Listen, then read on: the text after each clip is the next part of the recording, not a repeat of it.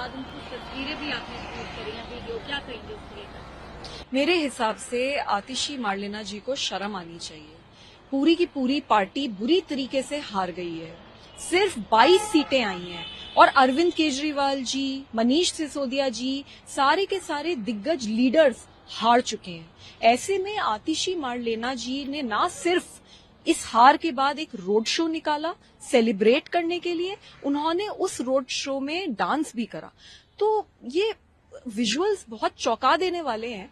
और आतिशी जी क्या सेलिब्रेट करना चाह रही है? पूरी की पूरी पार्टी की इतनी बुरी तरीके से हार को वो सेलिब्रेट करना चाह रही है। तो मुझे लगता है आतिशी जी को शर्म आनी चाहिए और सत्ता का इतना भी लालच नहीं होना चाहिए कि इंसान इंसानियत ही भूल जाए।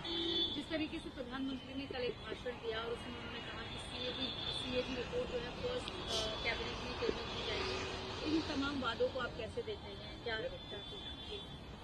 सीएजी की रिपोर्ट 2016 से दिल्ली सरकार ने विधानसभा में टेबल नहीं करी है, जबकि हर साल जब जब सीएजी की रिपोर्ट बनती है इसको टेबल करना अनिवार्य होता है।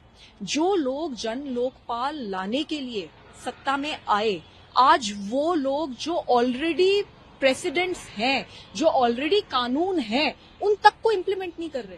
2016 से अगर सीएजी की रिपोर्ट विधानसभा में डाली नहीं है तो सरकार की अकाउंटेबिलिटी कैसे फिक्स होगी? कौन जवाबदेही तय करेगा सरकार की? कितनी शर्म की बात है। तो सीएजी की रिपोर्ट बिल्कुल तुरंत विधानसभा में टेबल होनी चाहिए और उसके ऊपर सख्त से सख्त, कड़ी से कड़ी कार्यवाही होनी चाहिए। आम आदमी पार्टी की इस हार को आप कैसे देखते हैं? कौन से मुद्दे हैं, क्योंकि 62 से सीधा 22, तो कौन कौन से मुद्दे हैं जिस पर आपको लगता है कि पार्टी को हार का सामना करना पड़ेगा? मैं ये मानती हूँ कि इतिहास गवाह है, जब जब किसी नारी पर वार हुआ है तो भगवान ने सामने आकर दंड दिया है।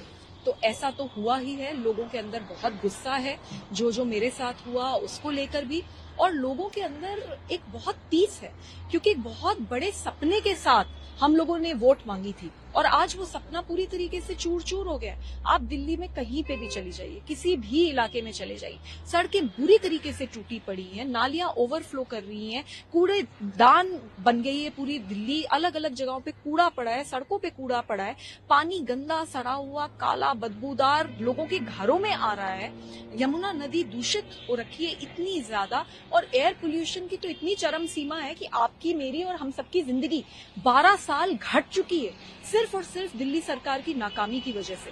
तो मुझे लगता है कि इस बार जो इलेक्शन है वो बहुत मूलभूत इश्यूज के ऊपर लड़ा गया है और लोगों ने गुस्से में वोट करा है। आप भी इस चुनाव के दौरान अलग अलग इलाकों में जा रही थी, वहाँ की समस्याएं दिखा रही थी, तो आपको लगता है वो भी एक कहीं न कहीं काम किया है आम आदमी पार्टी को हराने में, या जो मुद्दे रहे लोगों ने वोट नहीं दिया?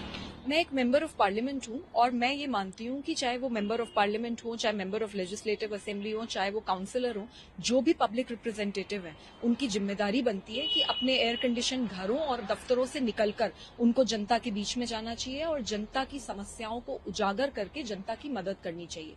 मैंने संविधान की शपथ ली है कि मैं दिल्ली के लोगों की सेवा करूंगी। तो मैं ऐसा मानती हूं कि पिछले 6 महीने में जो मैंने काम करा है वो दिल्ली के लोगों की सेवा की ही एक प्रक्रिया रही है, क्योंकि जहां जहां मैं गई, जहां जहां मैंने इश्यूज उजागर करे, वहां वहां स्थिति थोड़ी थोड़ी बेहतर हुई है। अब मेरी यही लड़ाई है कि ये स्थिति पूरी तरीके से ठीक हो। और मैं तो बस यही कहना चाहूंगी, चाहे आप एमपी हो, चाहे आप एमएलए हो, एयर कंडीशनड ऑफिस से बाहर निकलिए, जनता के बीच में रह के जनता के लिए काम कीजिए। अगर आप जनता का काम करेंगे तो जनता आपके साथ हमेशा रहेगी, नहीं तो आपके साथ भी वही होगा जो अरविंद केजरीवाल जी के साथ हुआ।